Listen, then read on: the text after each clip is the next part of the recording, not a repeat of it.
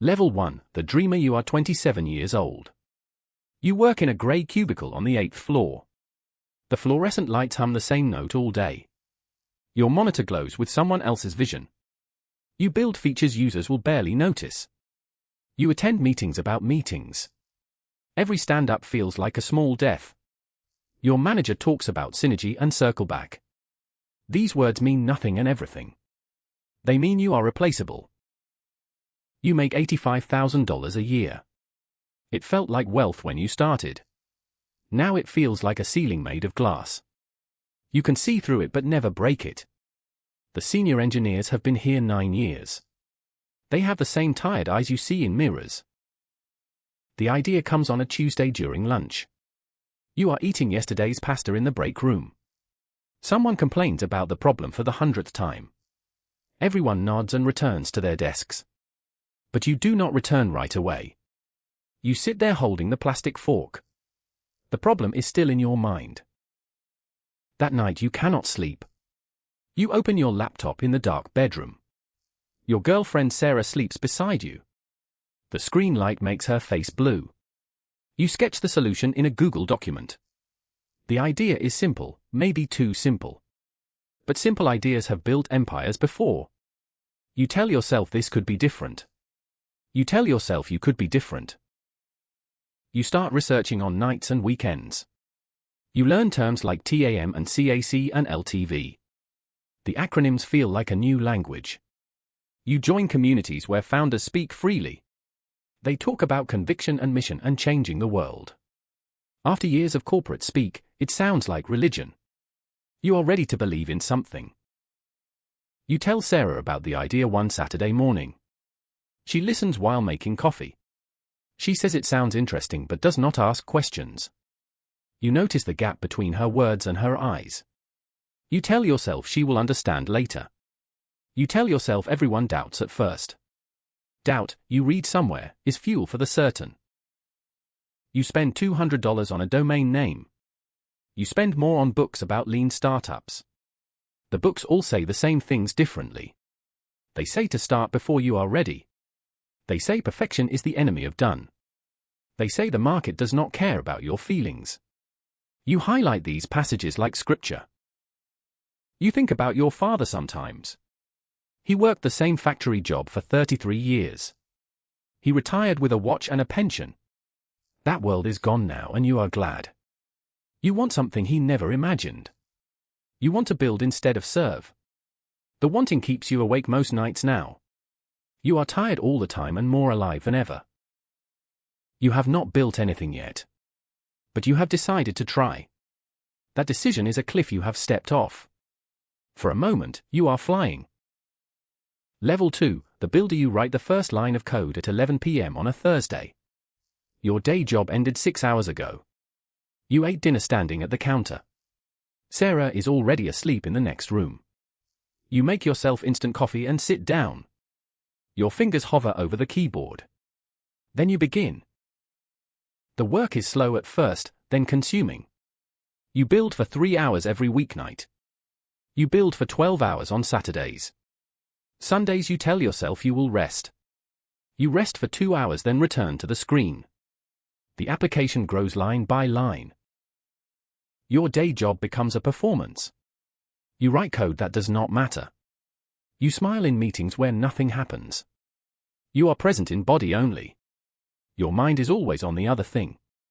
The secret thing growing in the dark. A double life has replaced your single one. You find a co-founder through a Slack group. His name is Marcus. He is 31, technical, recently divorced. He has the same hunger in his eyes. You meet at a coffee shop and talk for 4 hours.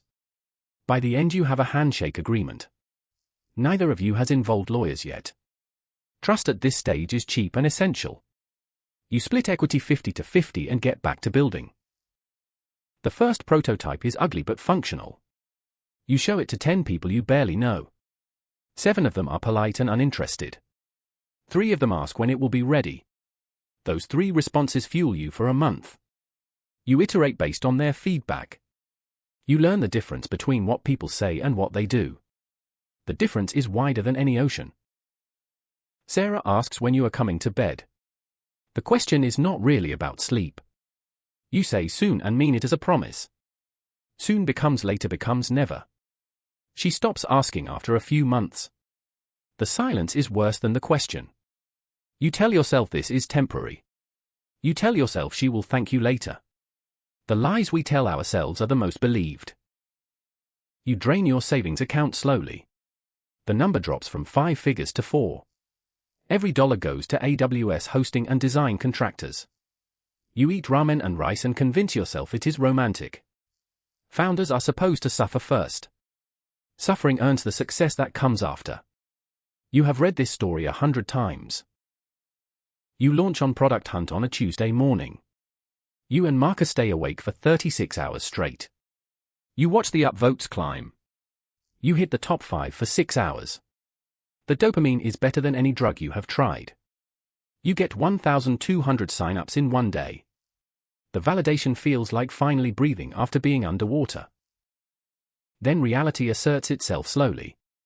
Of the 1,200 sign-ups, 140 come back the next day. Of those 140, 12 remain after a week. Retention is the truth beneath the vanity metrics. The truth is harsh and clear. You do not have product market fit yet. But you have something. You have proof that someone cares. That proof is enough to take the next step. You give notice at your day job on a Friday afternoon. Your manager seems relieved more than surprised. They replace you with a contractor by Monday. You were always replaceable. Now you will try to become essential. There is only one way to find out if you can. Level 3, the founder. The first morning without a job feels like floating. You wake up at 6 a.m. from habit. There is no way you need to be. You make coffee and open your laptop at the kitchen table. The weight of all the hours ahead sits on your chest. This is what you wanted. The wanting and the having are not the same thing. Sarah leaves for her job at the marketing firm. She kisses your forehead but says nothing. You used to leave together every morning. Now you stay behind in a quiet apartment. The silence is freedom and also loneliness. You do not examine which one is stronger. You work from coffee shops to feel less alone. The baristas learn your order. You sit in the corner with your laptop and your headphones. Around you, people have meetings and first dates. You are building something none of them can see. The invisibility of your work makes it feel less real. You code and design and write to make it solid. Marcus works from his apartment across the city. You video call twice a day. The calls start focused and become therapy. You are both unmoored from the structured world. The startup is the only structure now. It bends under the weight of your expectations. Money becomes a constant calculation. You have 8 months of runway saved. Every coffee purchase is a micro decision. You walk instead of taking ride shares. You cancel subscriptions you forgot you had. Poverty is optional for now but approaching. The math is simple and terrifying. You apply to Y Combinator. The application takes 40 hours to perfect. You film the video 15 times. Marcus says take 12 is best. You submit take 14. The uncertainty of the choice haunts you for weeks. Then the rejection email arrives. It is polite and automated. You read it 3 times looking for hidden meaning. There is no hidden meaning. You are simply not ready yet.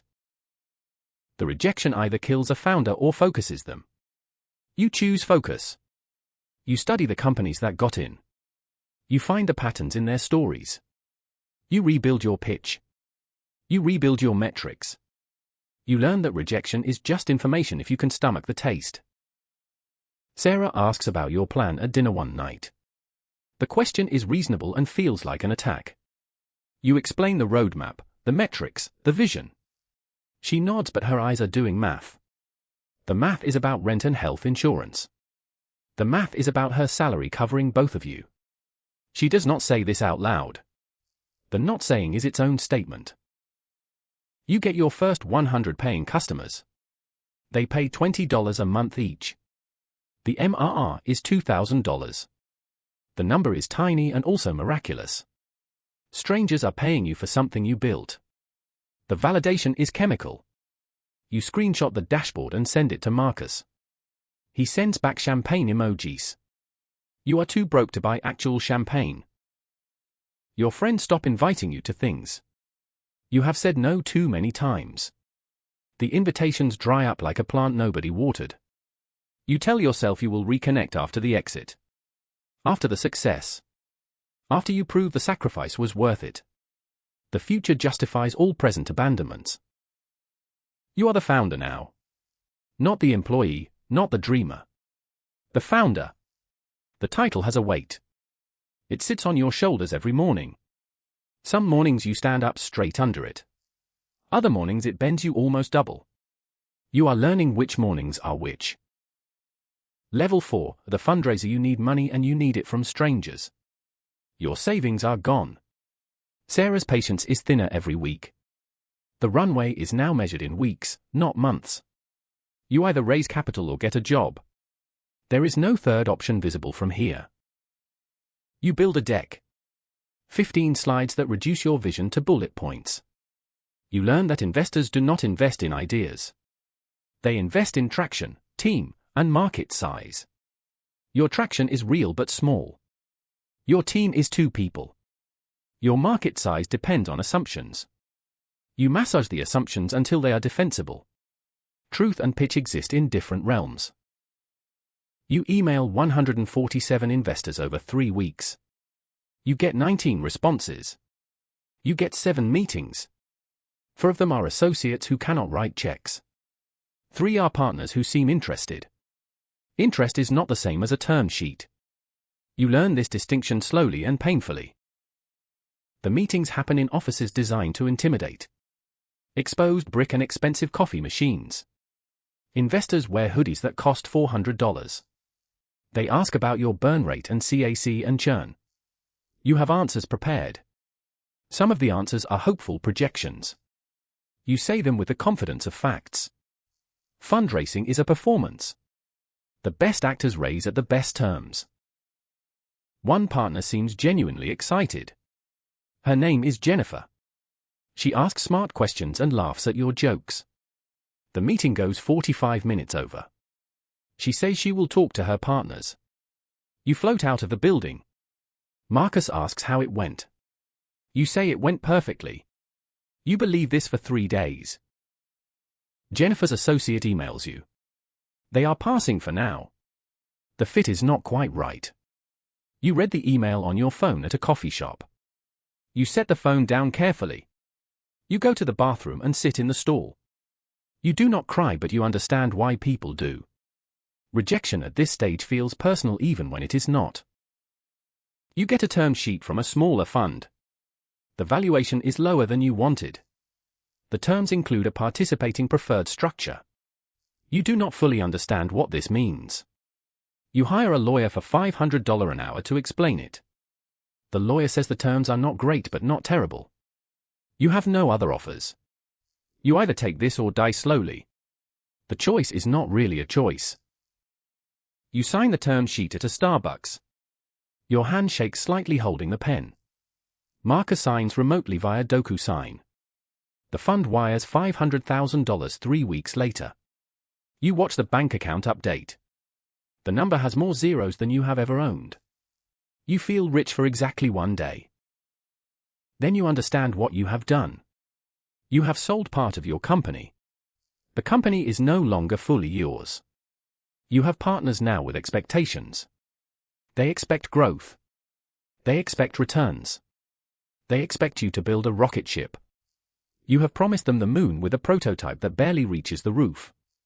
The gap between promise and reality is your job now. Sarah sees the announcement on LinkedIn. You posted about the raise with a humble brag caption. She congratulates you at dinner. The congratulations sound tired. You have been dating for 4 years. You used to talk about marriage. Now you talk about burn rate. She is dating the startup more than she is dating you. You can feel her slowly letting go. You let her because the startup cannot let go of you. You are a funded founder now. The title comes with a logo on a VC website. It comes with pressure that never stops. It comes with a clock that ticks louder. You have 18 months of runway. In 18 months you either raise again or die. The timer has started. You cannot hear anything else. Level 5, the CEO. You hire your first 3 employees. An engineer, a designer, a salesperson. You conduct interviews in coffee shops and co-working spaces. You sell them on vision because you cannot sell on salary. You offer equity that might be worth millions. It might also be worth nothing. They join anyway. True believers or desperate or both. You are responsible for their livelihoods now. They have rent and families and student loans. If you fail, they fail with you. The weight of this is different than anything before. You are not just risking your own life anymore. You carry theirs too. The weight never lifts. You rent a small office in a converted warehouse. 8 desks and a kitchen with a broken fridge. You buy standing desks and a coffee machine. The space costs $4,000 a month. The burn rate climbs every week. You watch the cash balance the way you used to watch your health. One number declining means death approaching. Marcus runs product and engineering. You run everything else. The everything else is fundraising, sales, marketing, operations, and janitorial work. You are the CEO, which means the buck stops at your desk. Every decision is yours. Every mistake has your name on it. The authority you wanted turns out to be mostly anxiety. The team works 70-hour weeks. You work 90. You are the first one in the office. You are the last one out. You set the pace because pace is culture. A slow founder builds a slow company. A fast founder builds a rocket or a crash. You do not know which one you are building yet. Speed obscures the difference. Sarah breaks up with you on a Sunday morning. She says she cannot do this anymore. But this is you choosing the startup over her every single time. She is right and you both know it. You ask her to wait 6 more months. She laughs sadly and shakes her head. She leaves with 2 suitcases. The apartment feels bigger and emptier. You go to the office an hour later. Work is the only thing that does not leave. You find product market fit for months later. The signal is unmistakable. Customers start pulling the product from you. Retention hits 60% after 30 days. Revenue grows 15% week over week. The hockey stick appears in your dashboard. This is what you have been killing yourself for. The validation tastes like vindication. You call your mother for the first time in 2 months. She asks if you are eating enough. You lie and say yes. She asks if you are happy. You pause too long before answering. She hears the pause and changes the subject. Mothers know what children hide. You raise a Series A $5 million at a $20 million valuation. The round comes together in 3 weeks. When you have momentum, investors chase. You remember when you were chasing them. The power dynamic has flipped. You negotiate from strength now. The terms are cleaner. You keep more control. Control is the only thing that matters in the end. You are the CEO of a real company now. 23 employees. $100,000 in MRR. A board that meets every month. You wear the same hoodie to every meeting. The hoodie is a costume that says you are still a founder. Under the hoodie your body is thinner. You sleep for hours a night. Your hair is graying at 31. The company is growing. You are aging in fast forward. Both things are happening at once. Level 6, the scale of the company is doubling every quarter. Revenue, headcount, office space, problems. Everything multiplies, including the chaos. You hire a head of sales, a head of marketing, a head of engineering. You delegate what you used to do yourself. Letting go feels like losing control. Losing control is the only way to grow.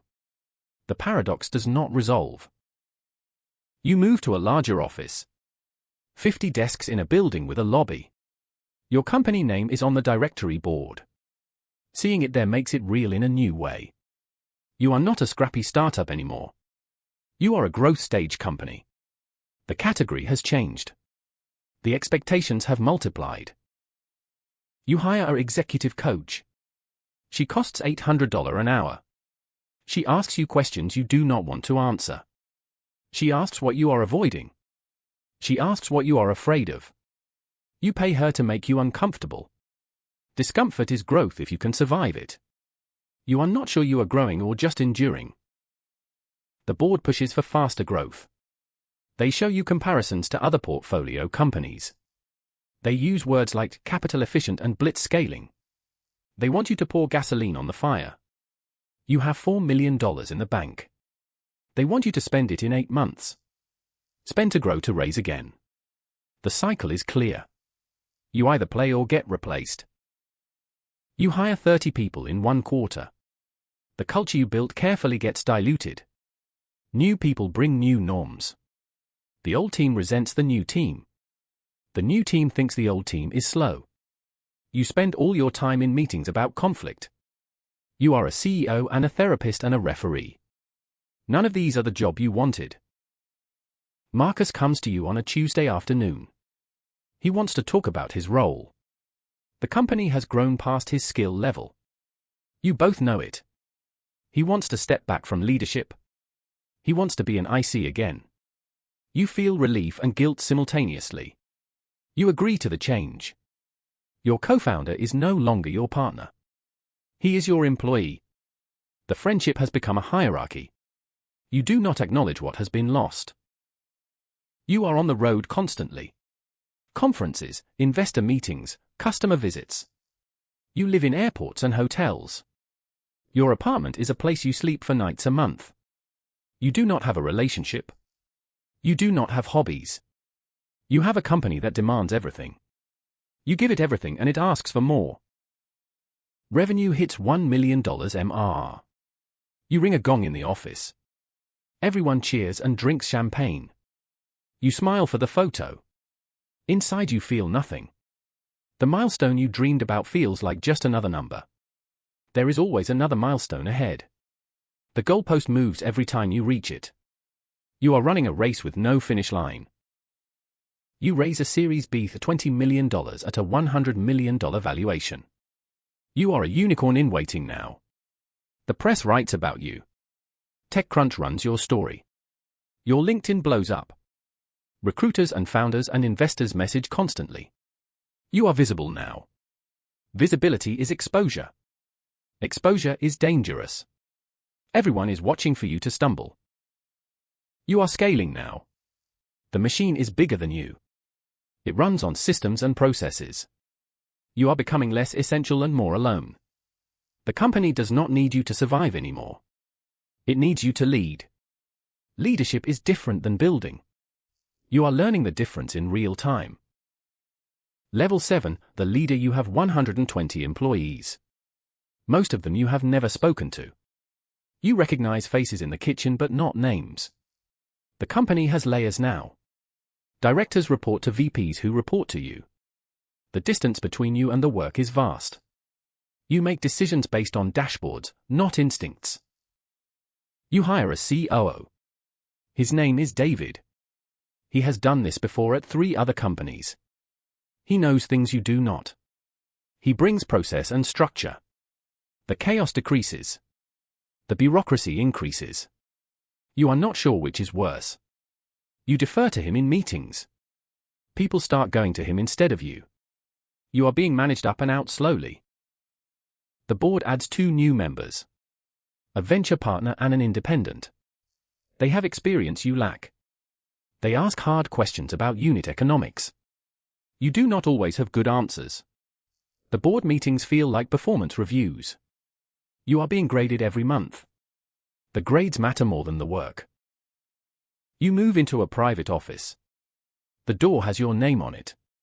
You used to sit with the team. Now you sit behind a door that is always closed. You take meetings back to back from 8 a.m. to 7 p.m. Your calendar is managed by an executive assistant. You do not control your own time anymore. Time controls you. You are on panels at conferences. You give talks about building companies. People take notes on what you say. You are an authority now. The imposter syndrome is louder than ever. You feel like a fraud giving advice. You are still figuring it out yourself. But the world needs you to have answers. So you give answers with false confidence. Your father comes to visit the office. He walks through the space quietly. He sees your name on the wall. He sees people working on things he does not understand. He tells you he is proud. His eyes are wet. You hug him and feel nothing. The success you wanted to show him feels hollow. You wish you could feel what he feels. A competitor raises $50 million. They are growing faster than you. The board mentions them in every meeting. You are in a race you did not know you entered. You either win or become a cautionary tale. Second place is first loser. The pressure sits on your chest always. You burn out quietly without telling anyone. You cannot sleep even when you are exhausted. You cannot focus even when the work is urgent. You go through the motions. You smile in all hands meetings. You are performing the role of CEO. The real you is buried somewhere deep. You are not sure you can find him anymore. You raise a Series C, $50 million at a $500 million valuation. You are a half unicorn now. The number is absurd. The company is worth $500 million. On paper. The paper is not real. The pressure is real. The expectations are impossible. You have to become $1 billion company now. Anything less is failure. You are a leader now. Not a founder, not a builder. A leader of hundreds. The title is impressive. The reality is loneliness. You make decisions that affect lives. You do not have anyone to talk to about it. The higher you climb, the colder it gets. No one warned you about the cold.